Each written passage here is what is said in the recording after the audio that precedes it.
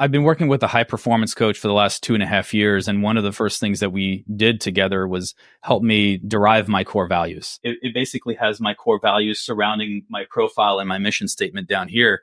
And it's something that being there on the wall, I can see it every single day and remind myself how I have chosen to show up, how I've derived my own values through self-exploration, and they resonate. And this is a constant reminder. Welcome back to the show, Disruptors. I'm your host, Aaron Hale, and this is Point of Impact. And I'm really glad you joined me today because I'm charged up about today's conversation. It's with a guy who I truly admire, a fellow former Army sergeant turned real estate investor and entrepreneur. And I tell you what, one of the reasons I really admire him is because he's a guy who lives by a set of standards, core values. And the core values, as we discussed today, aren't simply a memorandum that you post on a break room bulletin board or shove it in an HR folder. For Ron Angel, his core values, his set of standards, are the left and right barriers that keep him on target.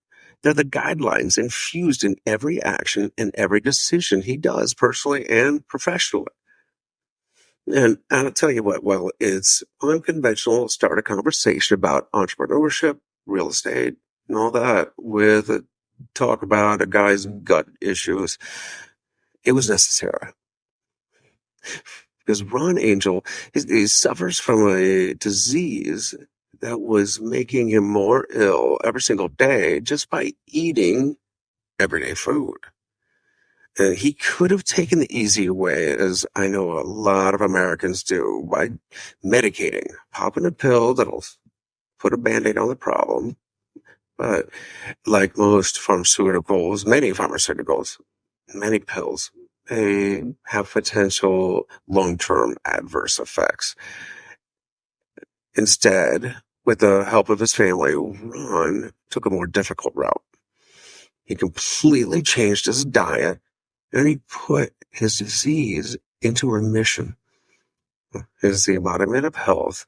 And I tell you what, starting off with that really set the standard. It set the tone for the kind of guy and the kind of entrepreneur Ron really is. And that leads me to a question for you. How do you define entrepreneurship? What differentiates an entrepreneur from, say, a business owner?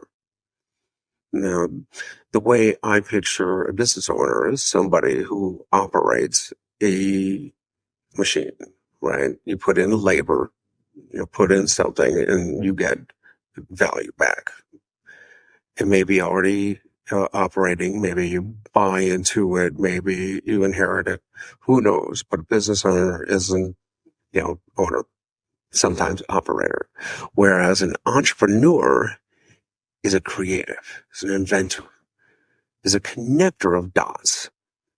An entrepreneur sees a gap in the system, sees a need, and provides a solution. And connects those dots and adds the input of value by problem solving into a system with the expectation of a value return in the end.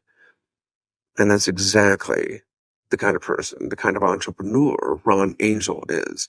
He and his team at REI Junkies are finding some really incredible, interesting solutions for a set of problems. Now imagine, the home buying process. You've got a seller and a buyer, and often a lender to help facilitate the purchase. However, because of the system we've got for lending today with Fannie Mae, Freddie Mac, both the seller, the property, and the buyer have to conform to a set of rules, also a set of standards that fit their, prerequisites for, these conventional loans. Now, what happens if the seller, the property, or the buyer, or all of the above, don't fit the standards? They're non-conforming. Enter Ron Angel and REI Junkies. Yeah, I'll let him tell you about it. But he's found a way to connect the dots, the seller, the property, the buyer, and private money lenders with a combination of seller financing to help uh, the sometimes distressed sellers sell their home without renovating. Find buyers who don't fit a certain set of criteria, whether it's a bad mark in their credit or low scores, and help them on a path to home ownership by using other people's money, private money lenders, and also solving their problem of making the money work for them without having to lift a hammer or make the deals themselves. Without further ado, my conversation with Ron Angel. Ron, welcome to the Point of Impact. Thanks, Aaron. It's great to be here. Well, my friend, I really appreciate your patience. We've attempted to make this meeting maybe 4 or 5 times, and right now I'm waiting for a hurricane or something to blow through, maybe an airplane to land on the house. But so far, so good. Yep. So, like I said, I appreciate you being here, your patience, and I'm excited to get into this. I want to ask you, Ron, you're a former Army officer, correct? Army sergeant. Yeah. Sergeant. NCO. Yeah. And in the IT area? I was actually in the finance corps. Oh, okay. Well, that doesn't hurt. Let's see, you were that guy that went around the battlefield with the padlock assault pack. Not exactly. So I actually was never forward deployed, although I was in Korea for 4 years. So, I was overseas for quite a while, but mostly I dealt with military pay, travel vouchers, things like that. And now you're doing wholesale, fix and flip, REI Junkies, and a few other things I definitely want to get into. Now, I want to ask you, though, was there a particular challenge, something you had to face that had helped you build up that resilience, or is there something that became the catalyst in your life, a pivot moment in your that pushed you down this path that you're on now? It's a great question. I mean, there's a few things that kind of come to mind. If we're thinking about like significant life challenges, this wasn't what drove me into real estate or to the current path I'm on, but it's something that's really helped me build resilience and mental fortitude.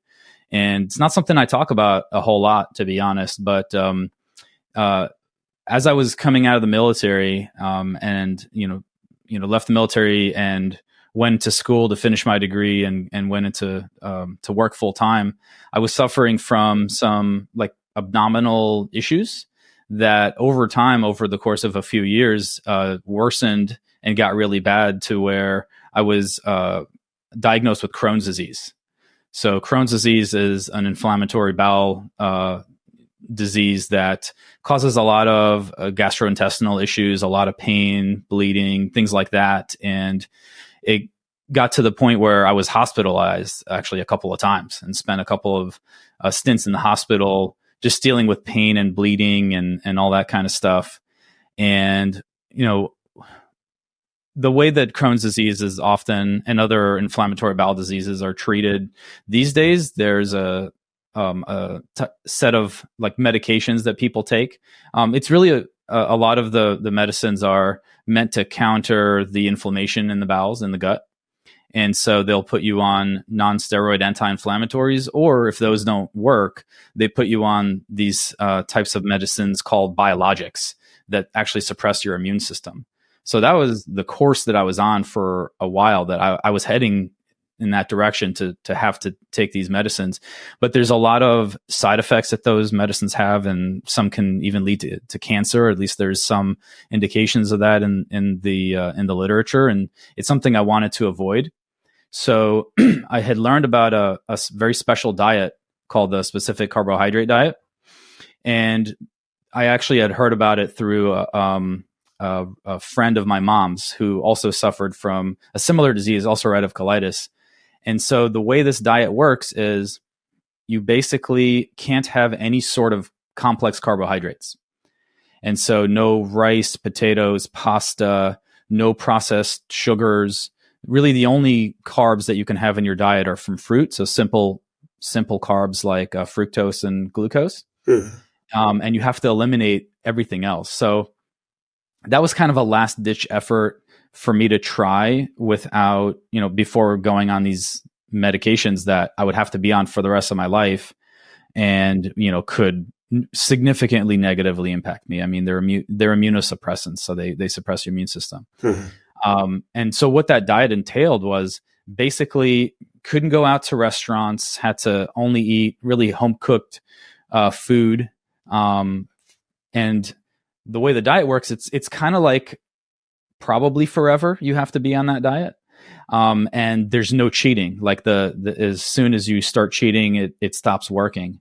And so I said, okay, I got to do this because I don't want to get cancer. I don't want to have, other health risks or implications that will negatively impact my ability to be with my family. So I went for it. My wife was on board, parents were on board, and we did it. And within about 6 months, a lot of my symptoms went away and I just stayed on the diet. And over time, it continued to get better. And I was on this diet for about 3.5 years until I started to wean myself off. So I started experimenting with kind of coming off of it gradually. And since then and this was back in 2018, I came off the diet and I've been completely in remission with my Crohn's disease. Really since I started that diet, I guess it was probably around 2015. And really it was a real challenge. I mean, when I say you can't cheat and you can't eat anything that's not allowed, even the diet itself has this concept of legal and illegal foods. They put it in really stark contrast. So if you eat a quote unquote illegal food, you're pretty much screwing yourself. So I was really, really dedicated to the diet. I did not cheat for the course of 3.5 years. And it showed me that, I can do something I'd never thought was possible. It takes a lot of willpower to do that every single day for years. And I saw that, putting in that hard work, you come out the other end, successfully with a good result. And so that was a lesson I kind of carry with me. Well, it certainly would take quite a bit of discipline, not just you, but your whole family. It did. And I was very fortunate to have that support structure with my wife helping with the cooking, my parents. I ate over at my parents' house often because my kids were younger, so often would go to their house to help with some babysitting and help with the kids and stuff. And so I was very fortunate to be able to have that that support system around me. Support system is huge. There's so many things in my life that I don't think would have been possible for me to get through. I'm certain of it without the support system that I had in place. My incredible family, the military, certain nonprofits that came out and really, helped me through certain phases of my life. And, the support system, especially that nuclear family, your friends. But, it sounds like you said it was similar to, say, like the paleo diet. Why wean yourself off that? It sounds like a pretty healthy diet. It was pretty healthy. But the downsides are it's a huge burden on everyone around me, firstly. And then there were a lot of foods that I couldn't enjoy. Think about absolutely no carbs, no complex carbs whatsoever. No starches. No starches, no bread, pasta, pizza. Stuff I really enjoyed. So, so I eventually came off of it. And now I eat a fairly healthy diet. I've had ups and downs with how good my diet or how shitty my diet is. That's just how life is. But, I try to stick on the healthy end of things these days. Well, it's great. I'm glad that, you found some health, and I'm glad you figured out a way to, get around to taking, just going straight to medications. I think that's today's easy button But the problem is when you take the easy way, you're just, I don't know, compounding your problems and pushing them off. It's like, procrastinating on your problems. So you take the easy way now and you're just you're building up problems later. Absolutely. There's no such thing as a free lunch. You don't get anything for free. Everything is a trade-off.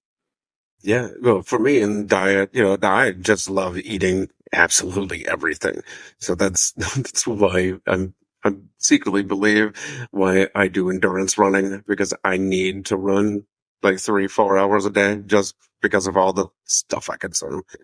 But, tell me, okay. So some of this, discipline, it takes a strong value system, right? You gotta have, like, we had the military core values. What drives not just, your desire to be fit and healthy and be there for the family, but your success and growth in business, which I definitely want to get into because you've found some pretty significant success in the last couple of years, haven't you? Absolutely. Yeah. So, I mean, this is interesting. I've been working with a high performance coach for the last 2.5 years. And one of the first things that we did together was help me derive my core values and my mission statement. And that's actually one of the things that's back here on the wall.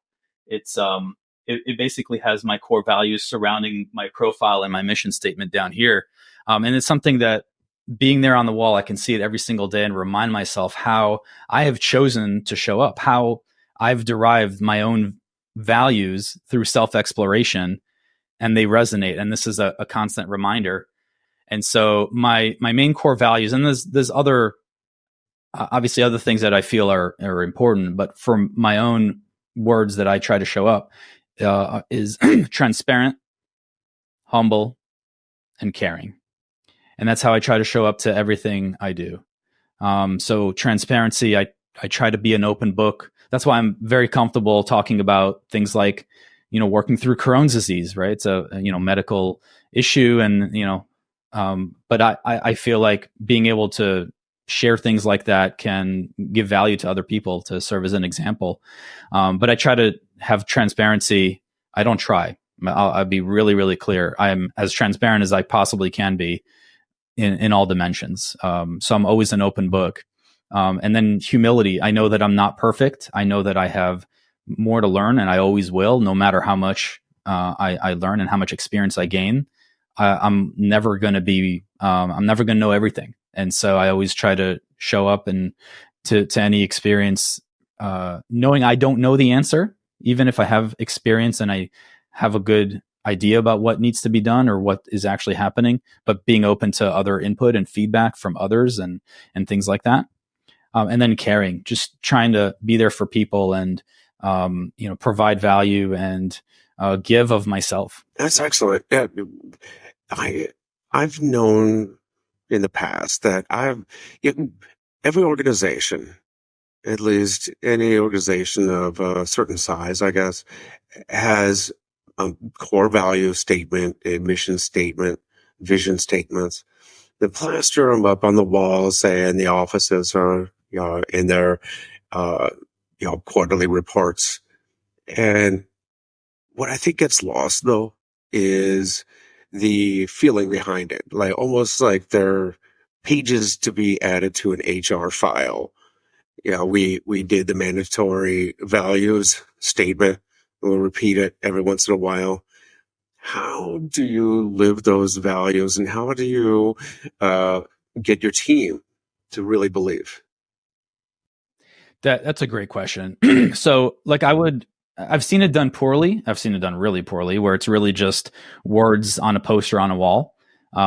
So thinking back when I was in corporate America, I was actually in the tech industry for 14 years. And the first company I worked for, I worked there for about 9.5, almost 10 years I spent there. And, it was a good company. There were some good aspects and some bad aspects, but I mean, I don't even remember what the core values were. I don't remember what the vision or the mission statement was. It was really just a poster on a wall. So that's kind of, doing it poorly. And we weren't rated or the performance, measurements were not against the core values. In a subsequent company I worked for, where I was for about 4 years, it was quite the opposite. We hired based on the core values, and we measured performance against them. So when we rated people when they're doing like semi-annual and annual reviews, we kept those in mind, and we gave feedback based on those. And so that was a positive example. And I think probably the best example is where, an organization I'm involved in today, which is REI Junkies. So REI Junkies, we have a mission of helping 500 families realize the dream of home ownership through non-traditional financing by the end of 2026. And I'd love to talk more about that.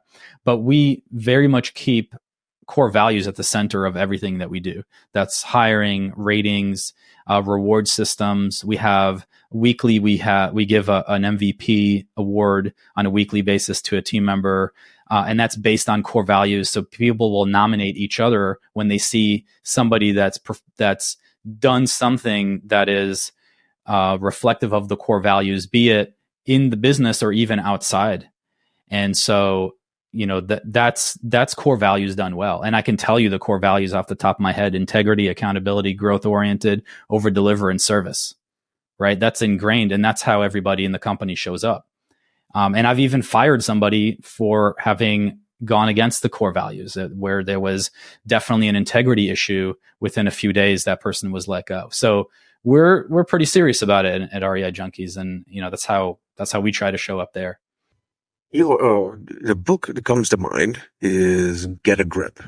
The parable that is kind of a supplement to Traction, Dale Whitman, about the Entrepreneur Operating System, EOS. And they actually spent quite a bit of time on developing the core values of a company. And it was even asked in there, why are we spending so much time on it? But it's the compass by which you do everything: the hiring, the firing, your decision making, purchases, all that kind of stuff. It all comes back to your core values. So tell me, you brought up some of the operations with REI Junkies. What are you most excited about there? What's going on with REI Junkies? Well, the overall mission. So just to give you a little bit of background, REI Junkies is run by Vaughn Bethel. So he's in a couple of he's in some of our circles. He's in the 7-figure flipping mastermind. He's actually a coach. He runs the Top Gun program right now. But Vaughn's built this company over the last 5 years, starting as a wholesaler and then building out, starting to sell properties on owner finance, owning a rental portfolio, and so on. Now, the mission where we're really focusing is on the owner finance program. So what we're trying to do is help people that wouldn't otherwise be able to qualify for bank financing to purchase their home, and that are renters that are making payments every month, finding properties and that are affordable or at least attainable, and selling them to those types of families on owner finance. And so what that does is it's their first entry into building their own generational wealth, and that they wouldn't ever be able to do otherwise, really, as renters. So these folks, they have cash. They're able to put down payments on the homes. They're able to afford the mortgages. We fully underwrite anyone that's going to buy an owner finance property from us. So we make sure that they have the ability to repay. We're fully Dodd-Frank compliant, and then we have the notes serviced by a third party that's actually bolted on as a vertical, but it's another entity in our ecosystem. So we have that fully integrated, and our goal is to help 500 families realize that dream of home ownership by the end of 2026. And by the way, that's been moved up from 2030. So Vaughn recently realized about, I want to say 6 months ago, that by focusing exclusively on the owner finance, which was always the core mission, but it wasn't put front and center, but by focusing on it, we can move up that timeline to the end of 2026. And so now we have the entire team mobilized around it. And so just about any property that we see that our acquisition team looks at, we're looking at it from an owner finance angle. Now, if it doesn't fit that angle, but we have a distressed seller, we'll still get a property under contract and wholesale it and assign it to flippers, to landlords. But if it fits our buy box, our primary goal is to close on it, fix it up, get it to be livable, and then to sell it to an owner finance to a family that's going to build generational wealth from it. Well, that's fantastic. Your end user, your exit plan is to sell to somebody who doesn't conform. It's these conventional Fannie Mae, Freddie Mac mortgages. You have to have both the house and the borrower have to conform to the certain set of rules to qualify. Right, the house has to be livable. The person has to have a certain credit rating, and it'd be, well, for lack of a better word, credible. So you find somebody who may not qualify for a conventional loan, and then you do essentially seller finance. Is this is their payment history with you reported? Can they build there? Absolutely. Absolutely. So what we call the program is the pathway to home ownership. And the long-term goal is not for them to pay us until the house is paid off, but to get them onto conventional financing. So when we sell on owner finance, the interest rate is relatively high. It necessarily has to be, because the way that we're funding the properties is through private lenders. And in fact, we're in a couple of months, we're launching a fund to help us, raise a lot more money so we can hit our goal of 500 by the end of 2026. But we're using private money, so we have to, give pretty solid returns on that money to private investors. And when we sell on owner finance, we have to make a spread. Otherwise, the model doesn't work. That's how the model works. But the goal is not for someone to pay us a high interest rate until they pay the house off. The goal is to get them onto conventional financing or bank financing really as quickly as possible. So we do report to the credit bureaus. That builds up their credit history, their payment profile. And we also have an in-house mortgage broker that can help them qualify for conventional financing over the long run once they've shown that payment history. So what are some of the conventional loans they can refinance into, like FHA, or you're trying to get FHA, Fannie Freddie. Yeah, we also have we're also able to do manual underwriting as well. So a lot of times banks will do automated underwriting, and that it makes it more difficult for people to qualify. But because we're able to also manually underwrite, some of our buyers, and I think we have maybe one or two in this boat, were able to qualify for a bank loan. So not an owner finance loan, but a bank loan, because we were able and willing to do the manual underwriting. So that's kind of another avenue that we help people try to qualify.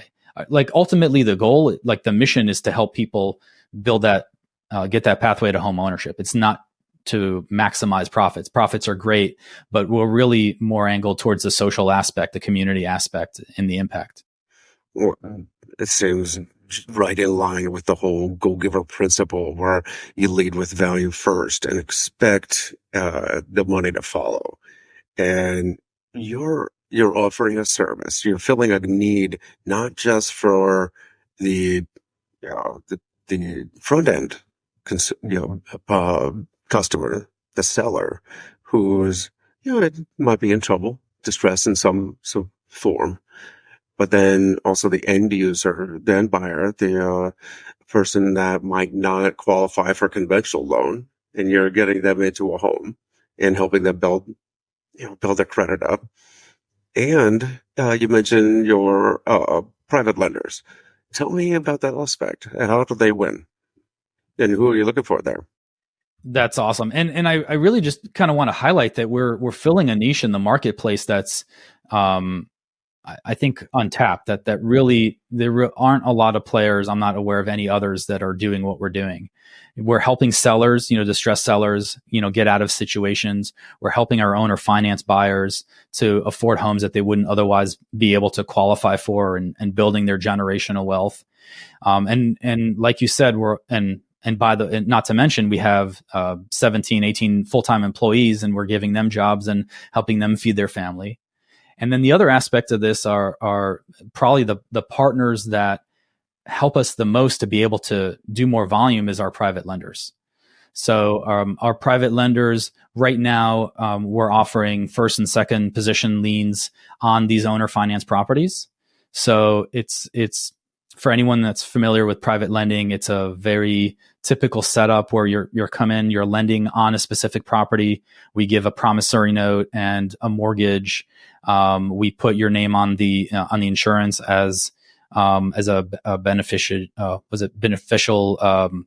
Whatever. I can't recall the technical term for it, but basically a beneficiary, if something were to happen to the property, as an insured, and we're paying really competitive rates. What we're paying is based on the level of investment.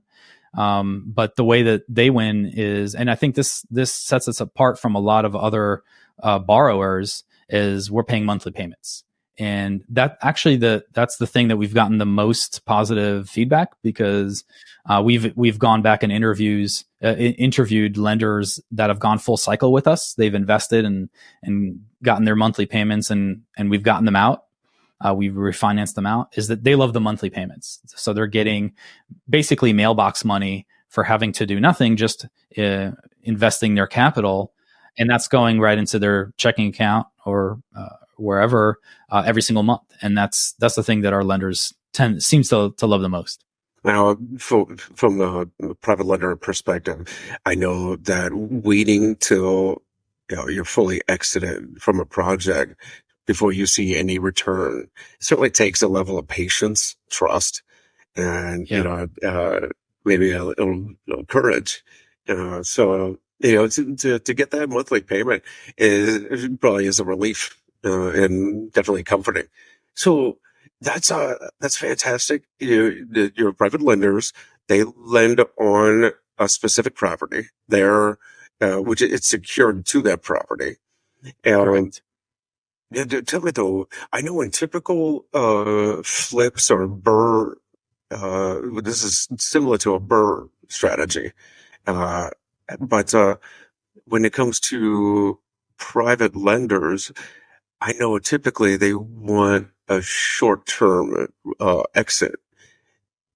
How long? It depends on the lender, right? So this is a really good distinction. And I've been on the lender side of this. When I first got into real estate, before I started doing deals, I started to learn about the process as a lender, because I had a fair amount of capital that I built up when I was in the tech industry, some in retirement accounts and some in just my own cash. So I've been on both sides of this. If you're lending on flips, they're typically shorter term. You're looking at anywhere between 6 to 9, sometimes 12 months. Mm-hmm. The returns are going to be a little bit higher, right? And sometimes you can even negotiate points, right? So you're kind of juicing up the return. I also, right now I'm also doing flips, and I'm also borrowing from private lenders for my flips, and I'm paying stronger returns there. But that's really for people that are looking for something shorter term. They want it. It's not liquid, but they don't want their money out for 3 to 5 years. They want something closer to a 6 to 12 month time frame with stronger returns tied to the property. With REI Junkies, what we're actually looking for is folks that are looking for that cash flow. They want that monthly check. They don't need their money back in 12 months. They don't need it in 5 years. They may not need it really ever. So some folks are, they just want to use it to supplement their income, or they're in retirement, or they're investing inside of a retirement account, and they don't need the money back right away. And so those are the types of lenders that we've seen, work better for our Pathway to Homeownership program. Typically, our notes, what we target is 3 to 5 years, and the returns we're paying it'll vary. It'll vary lender by lender, but somewhere in the 7 to 10% range, and that's depending on the duration. It depends on the amount of capital invested and things like that. Right. It's handled market case by forces case. And absolutely. Other variables. But just to give people an idea, but that's for somebody that's like, okay, I got some money. I want to get monthly cash flow. And I want to work with a solid operator with a long track record. And by the way, somebody that's having a community impact. And I think that's really what sets us apart as a borrower, as an investor, as an operator, is the social impact that our lenders are able to have by investing their money with us, as opposed to somewhere else that they'll get the same, maybe even a little bit higher, maybe a little bit lower return, but it's just going to somebody that's flipping houses. And there's value to that. I mean, that helps, build up neighborhoods and force appreciation and things like that. Mm-hmm. But it's not quite the same as to be able to say that we're helping people build generational wealth, like be the first homeowners in their families, and then be able to carry that down from generation to generation. They don't get any of the equity, right? This is just cash flow. Correct. It's a loan. It's interest. Well, it was interesting, and of course, you mentioned the buy box, the criteria for the houses you want to hold on to for these projects. What about the homeowner? Is there a criteria? We talked about like Fannie Mae, Freddie Mac having criteria to qualify for those, but are there criteria you have for the borrower, the purchaser? Are there certain aspects that you say, well, we can't help you, or you have, I guess, good enough credit to qualify for something else? Or is this one of those things where you're going to help however you can? No, it's not help whoever we can, because if we get somebody into a home they really can't afford, then we're setting them up for failure. Of course. And you hear of operators that sell on owner finance where they don't really care if they're, going to get paid in the long run. They get their down payment, and if a year somebody defaults, they just take back the property. Some people have even built that up as a business model, which not, I don't want to say too much about that, but our goal is to set people up for success, to be able to refi us out and really build that generational wealth. So we have an underwriting process. We verify that they have the ability to repay. We look for a payment history either on a rental or another property that they've owned, and we look at their debt to income ratio, I believe. And as far as the more technical aspects, I don't know.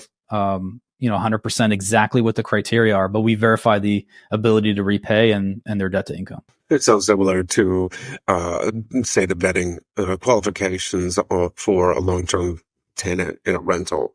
You want to make sure that they have a good history. They might not, they might have a couple of hits here or there, but they've got an income and just have the ability to make the payments. And absolutely. Is there also like a typical or I guess a preferred timeline to exit? So these home purchasers, they borrow technically from you with seller finance that is funded by private lender money, and you're hoping to see them refinance into a more conventional loan down the road. Is there like a path with a certain timeline, the path to success you see? Absolutely. So what we target is to be refied out within about a 36-month period, right? So we help them build up their credit. They're getting they're making those monthly payments for a good long while. And we try to help them refi out within about 3 years so that they can get to a much more competitive, lower rate. And that allows us to get our private lenders out. Now, another thing that we're able to do, because we have a third-party servicer of our notes, is that, once a note is seasoned for about 12 months, it's now marketable and highly marketable to where we can sell it for up to the full face value of the note. And so we're also looking at that as a strategy where if we have some homeowners that are holding on to the note for longer and we need to get our lender out, if we're not able to get other private lender funds in, we're able to sell the note and refi our underlying lender that way. That's an excellent idea. I like that. So it sounds like you've got an incredible model here. Where are you putting this into practice? What's your market? So primarily the upstate of South Carolina, so Greenville area, but also in the Midlands of South Carolina. Now, right now we're focused on South Carolina, but in the long run, we want to take it regional and potentially national in the long run. We think it's really like an untapped, market, and we see it being something that we can take potentially nationwide. Oh, it sounds like you've got a great model. And how did you come upon this plan? Like, how did you work this out? I know you mentioned in the past about having the secret, that superpower of partnerships. Tell me why you feel partnerships are so strong and about this community. Like, tell me about seven-figure community.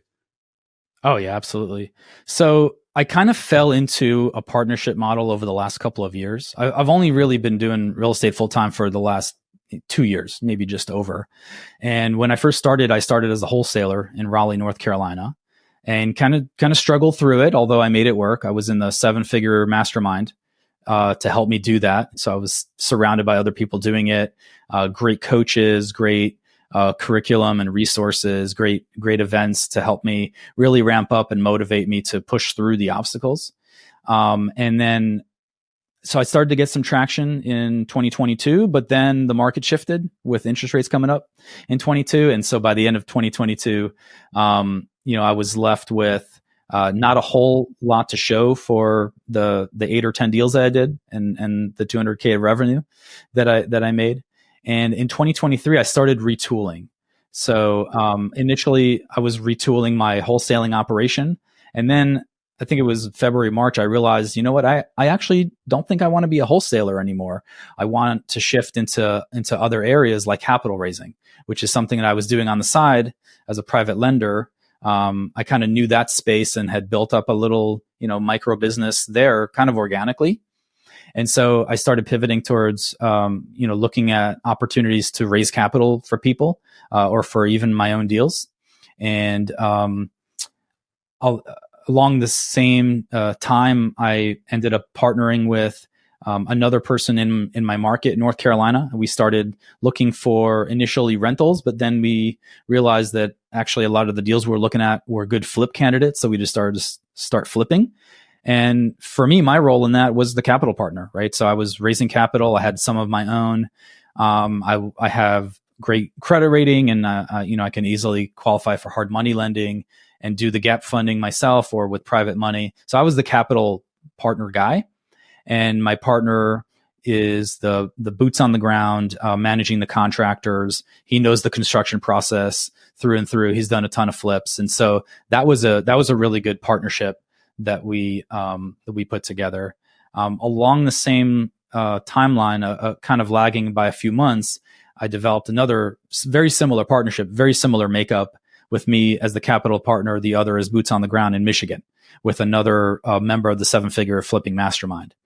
And so now I have 2 flipping partnerships where they're boots on ground. I'm raising capital. I'm bringing in private lenders, paying some of those more competitive rates, but shorter term, and so on. And it works. And so right now I have 12 projects going in total across the partnerships. I have a couple in Florida with another partner, and 5 in North Carolina and 5 in Michigan. And we're about to close on a purchase of a 6th, and 3 properties currently listed on the market, that 2 of them just last week. So things are really kicking in gear. And then with REI Junkies, the way that started, Vaughn running the company. Vaughn was my coach in the Top Gun program inside of 7-figure flipping. And he was with me on that journey and saw that I wanted to go into capital raising. And he said, Ron, why don't you come work for me while you're figuring out your wholesaling and your flipping stuff? Come work for me, and help me raise capital and work inside my business. And one thing led to another. I started doing that. I raised about, I think it was when I really got going, about 600K in 30 days. And then he said, hey, Ron, you know what? I actually need some help with marketing, with lead generation and other aspects of the marketing department. Do you want to run that for me? I, thought about it, said sure. So I came on, and I'm running all of his marketing right now for REI Junkies, lead generation, all the brand building, the investor type marketing. I'm running the initiative for launching our fund. So I talked about the fund earlier. So we're actually launching a fund later this year to be able to, instead of having to go to lenders one by one for individual properties, to be able to pool investor money and give our investors the same rates of return, but with even more security, because now their money is spread across multiple properties, right? So that gives them some diversification inside of our portfolio of owner finance properties. And it simplifies a lot of things for us. So we can pre-raise and have capital ready to just do a lot more deals without having to kind of chase the money each time that we want to take on another 4 or 5 properties. So that's going to give us a lot of leverage, and it's going to give our investors really even more security, in my opinion. So we're working on that process now. We're probably a couple of months away from launching that. So, the partnership model for me is about being able to show up with my core skill set, my genius zone, and leveraging my partner's skills for what they're best in the world at, as we say. And, 1 + 1 should equal at least 4, if not 10, in a good partnership.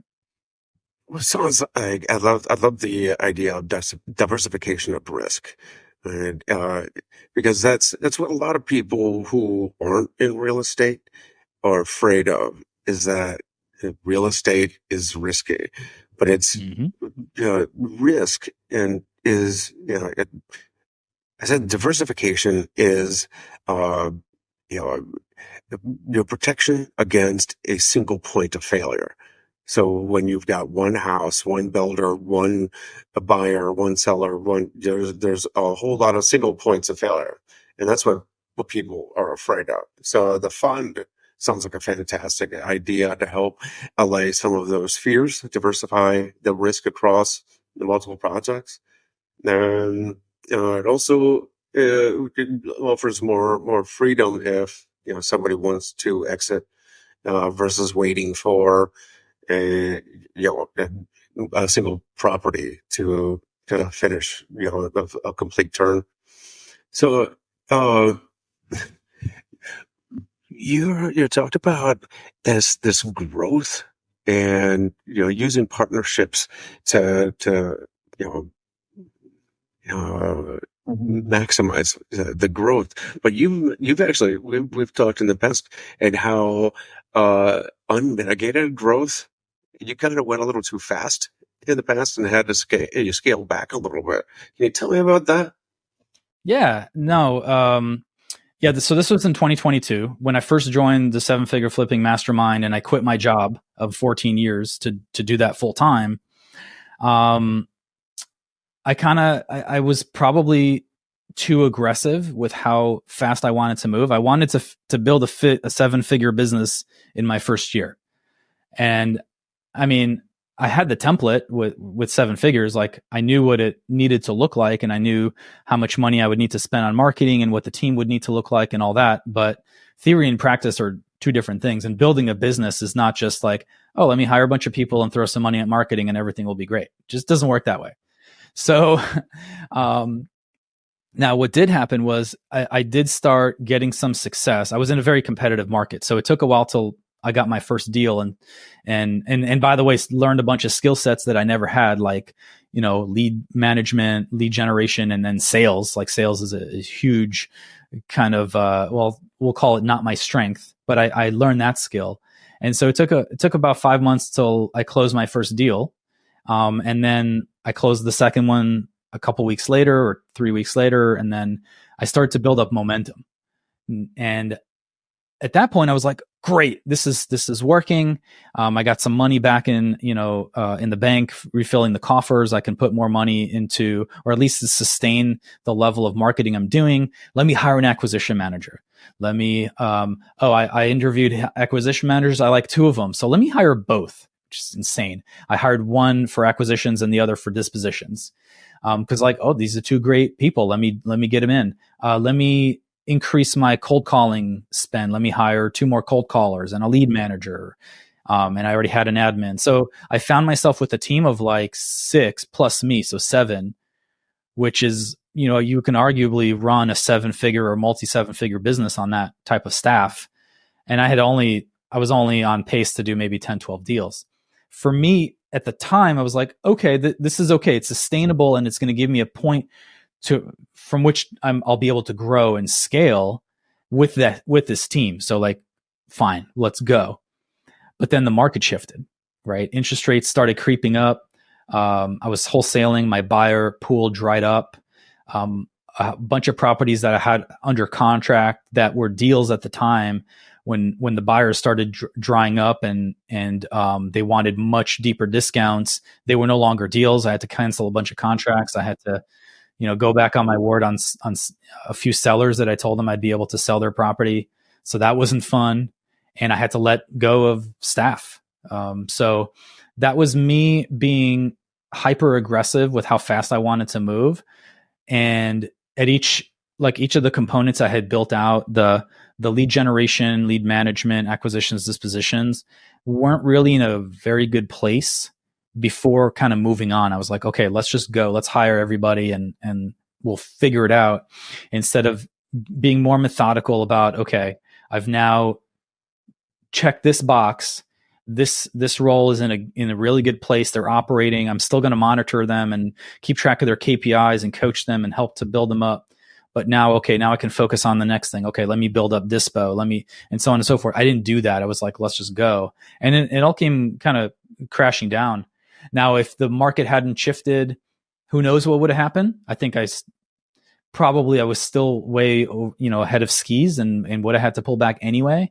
But in a way, it was almost good that it crashed down the way it did, because I always think about this, like my failures I've learned the most from.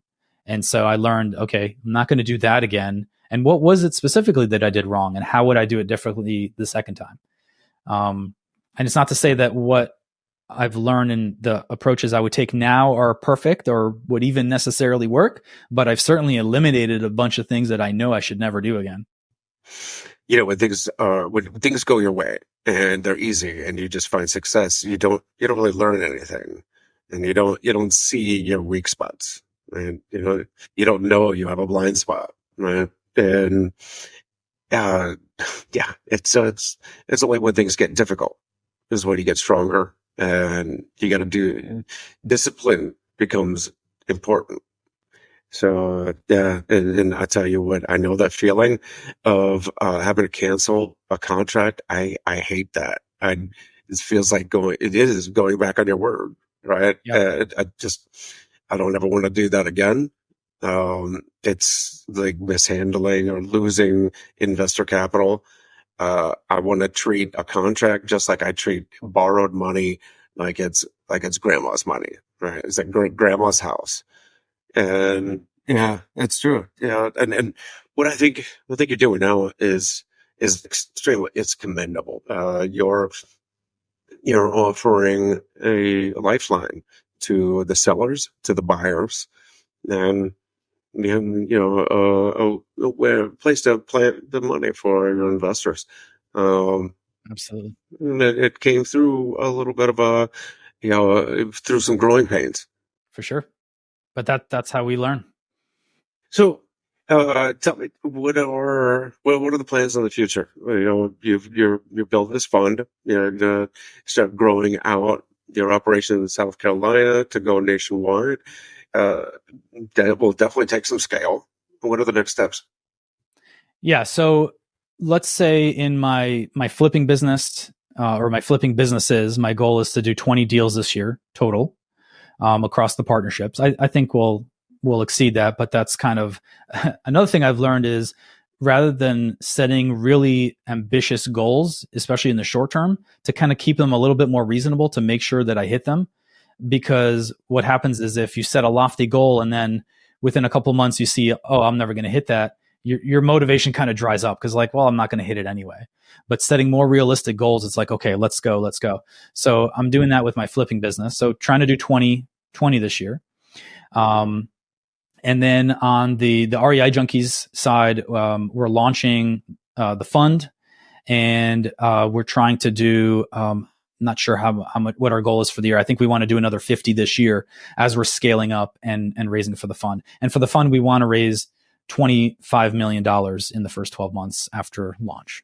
When you talk about these lofty goals, I know a lot of people set big goals for themselves, but they don't break them down into manageable pieces, right? You say you want to get 20 flips.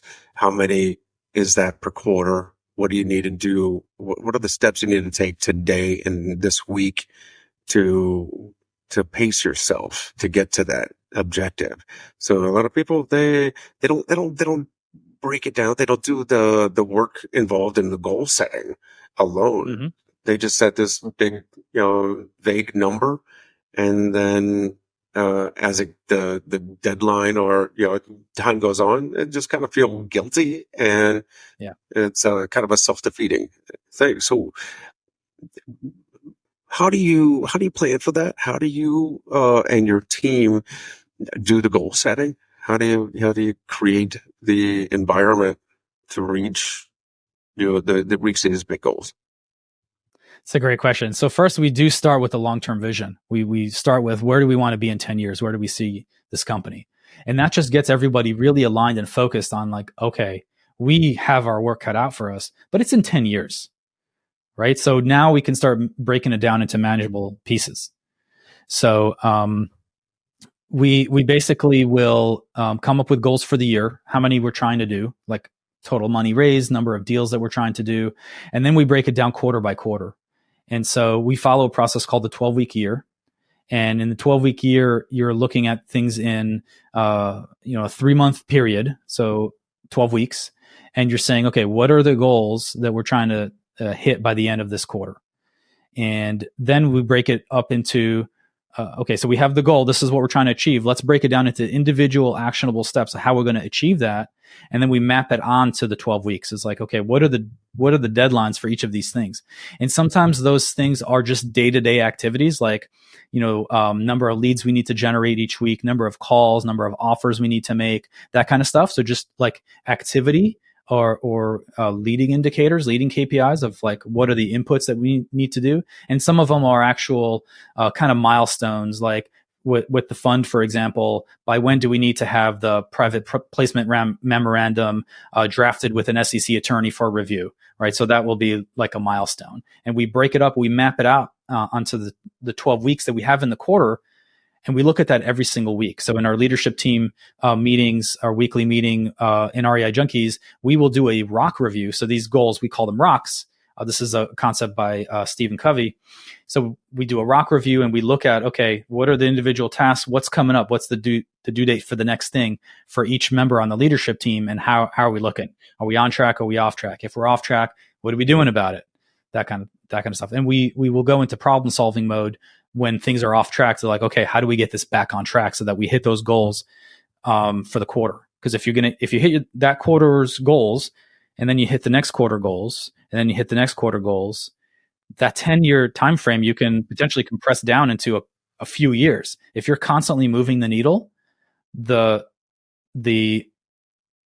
success actually scales. Instead of breaking it down year by year, now you're able to compress timelines significantly. I love the concept of rocks. That's the metaphor where you've got a bucket, right? And you've got these bigger rocks, these smaller pebbles, and then sand. And if you start with the sand, and these are all like bigger goals, bigger objectives, or more important tasks, and then the smaller tasks, the day-to-day stuff, and the sand is all that stuff that gets in your, that fills your day without feeling accomplished. And if you just fill your day or the bucket with the sand first, and you don't have any room for those bigger, the pebbles and the rocks. So if you start with the rocks and put those in the bucket, then you still have gaps, that room for the smaller pebbles. And the sand seems to take care of itself by seeping in here and there, but at least you've got those rocks in there first. Absolutely. That's fantastic. Ron, I really appreciate this. Again, I'm extremely grateful that you had the patience to reschedule so many times. And I'm glad we managed to get this conversation. Absolutely, Aaron. If people are interested in finding out more about what you're doing, connect with you, where do they go? So for me personally, you can find me on Facebook. I'm sure we'll have the links in the description, but just look up Ron Angel on Facebook. Less active on Instagram and LinkedIn, but you can find me there as well. And then for REI Junkies, it's just reijunkies.com. And you can look up, we're on Facebook as well. We're constantly pushing out content on Facebook and LinkedIn, both about our pathway to home ownership process as well as deals. So if anyone's in the Greenville market or the upstate Midlands of South Carolina, you're looking for deals, let's reach out to us. We'll add you to our buyers list. And similarly for investors. So if you go to our website, we get a little pop-up. If you're interested in, getting our lead magnet and kind of onto our list and into our ecosystem to talk more with us about it, just go to our website and you'll see that pop up to get your information in there. Well, that's fantastic. Thank you very much, Ron. And I appreciate you sharing your time.